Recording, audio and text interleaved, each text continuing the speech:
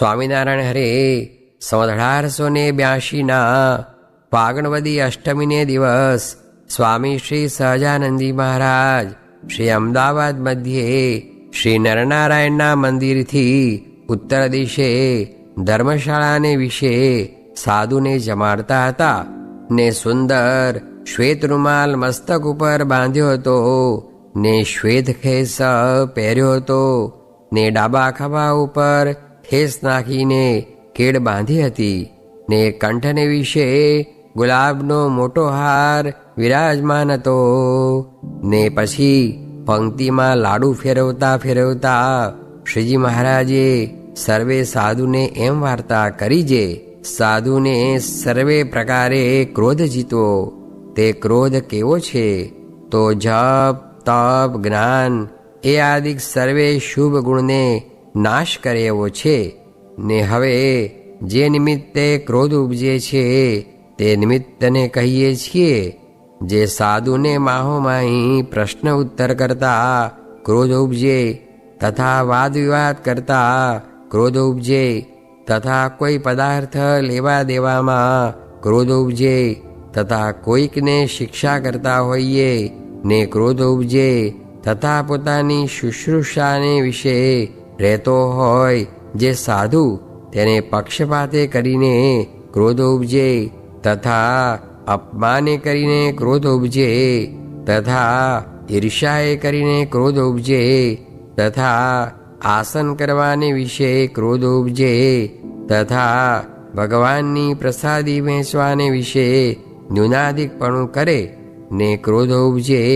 એ પ્રકારે ક્રોધ ઉપજ્યાના નિમિત્ત ઘણા છે. માટે તે ક્રોધ જો મોટા સાધુને ઉપજે અથવા નાના સાધુને ઉપજે તો જેની ઉપર ક્રોધ ઉપજે તેને સાષ્ટાંગ દંડવત પ્રણામ કરવો અને ગદગદ હૃદય થઈને દીનતાએ નિષ્કપટપણે કરીને રૂડા રૂડા વચન બોલીને તેને પ્રસન્ન કરવો એમ અમારી આજ્ઞા છે.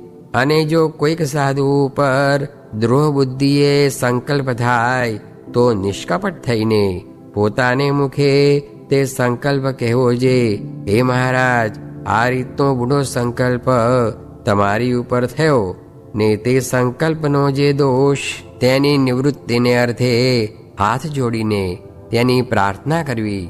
અને જો સાધુને ગ્રહસ્થ હરિભક્ત ઉપર ક્રોધ ઉપજે તો તે સાધુ ગ્રહસ્થની વચને કરીને પ્રાર્થના કરે અને બેઠે થકે નમસ્કાર કરે પણ સાષ્ટાંગ દંડવત ન કરે. અને જે સાંખ્યયોગી બાઈઓ છે તેમને પણ જો પરસ્પર ક્રોધ ઉપજે તથા કર્મયોગી સ્ત્રીઓને વિશે ક્રોધ ઉપજે તો વચને કરીને પ્રાર્થના કરવી ને બેઠે તકે નમસ્કાર કરવો. અને સાંખ્યયોગી પુરુષ તથા સાધુ તેમની તો એક જ રીત છે. અને જેની ઉપર ક્રોધ ઉપજે તેને આપણા સ્વામીજી શ્રી નરનારાયણ તેનો ભક્ત જાણીને તત્કાળ માન મૂકીને નમસ્કાર કરવો ને પ્રાર્થના કરવી, પણ દેહ દ્રષ્ટિ ન રાખવી જે હું મોટો છું અને ઉત્તમ છું ને આ તો મોટો નથી ને નાનો છે એવી રીતે દેહ દ્રષ્ટિ ન કરવી. ને આપણા ઈષ્ટદેવ જે શ્રી નરનારાયણ તે પણ ક્રોધ તથા માન નથી રાખતા. માટે તે શ્રી નરનારાયણના આશ્રિત એવા જે ઉદ્ધવ સંપ્રદાયના આપણ સર્વે તેમણે ક્રોધ તથા માન તેનો સર્વ પ્રકારે ત્યાગ કરવો. અને આજે અમે ક્રોધનું પ્રાયશ્ચિત કહ્યું છે તેને જે કરશે તેને ઉપર શ્રી નરનારાયણ પ્રસન્ન થશે ને તેનું અંતઃકરણ શુદ્ધ થશે ને તેના કામ ક્રોધ માન લોભ મદ મત્સર તે સર્વે નાશ પામી જશે. અને ક્રોધ ઉપન્યો ને જે આ પ્રાયશ્ચિત નહીં કરે તેને સર્પતુલ્ય જાણવો પણ તેને ભગવાનનો ભક્ત જાણવો નહીં. એવી રીતે શ્રીજી મહારાજે વાર્તા કરી તેને સાંભળીને સાધુ તથા સર્વ હરિભક્ત પુરુષ અને સ્ત્રીઓ પરમ આનંદ પામતા હવા ઇતિ વચનામૃતમ. એ રીતે અમદાવાદ પ્રકરણનું વધારાનું 8મું વચનામૃત જે તે થયું. સ્વામિનારાયણ હરે સ્વામીએ વાત કરી છે, આ લોકમાં ડાયો તો કોઈ પ્રભુ ભજતો નથી, ને જે ગાંડો થાય તે ભજે છે.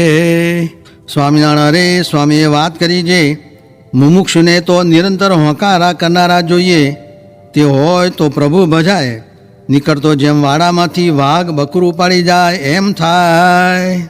સ્વામિનારાયણ હરે સ્વામીએ વાત કરી છે, જ્યાં સુધી દાઢી મૂછ ન ઉગી હોય ત્યાં સુધી તેમાં સ્ત્રીનો ભાવ કહેવાય.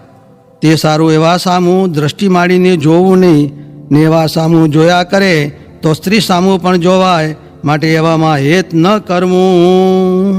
સ્વામિનારાયણ હરે સ્વામીએ વાત કરી છે, સાધન મનને જાણે કરે છે ત્યાં સુધી મનનું રાજ ટળતું નથી, માટે ભગવાનને સાધુ કહે તેમ કરવું, 11 નિયમમાં રહેવું, એમાં મૂળ નાશ પામે છે.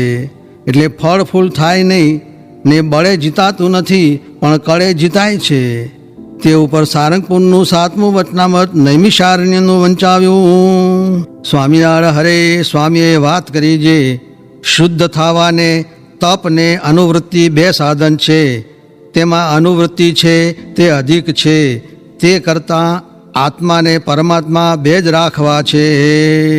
સ્વામિનારાયણ હરે સ્વામીએ વાત કરી છે, સાંખ્યવાળા રામદાસજી તે પોતે સુખ્યા રહેતા, ને આગલ્યાને વાતે કરીને સુખ્યા રાખતા, ને બીજા તો જેમ લોક માહોમાહી વઢે એમ અહીં માહોમાહી કજિયા કરે છે.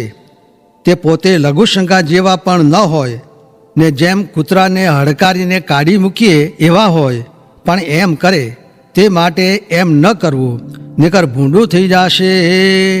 સ્વામિનારાયણ હરે સ્વામીએ વાત કરી છે, બહાર ભજન કરે બહાર વૃત્તિ ફેલાય.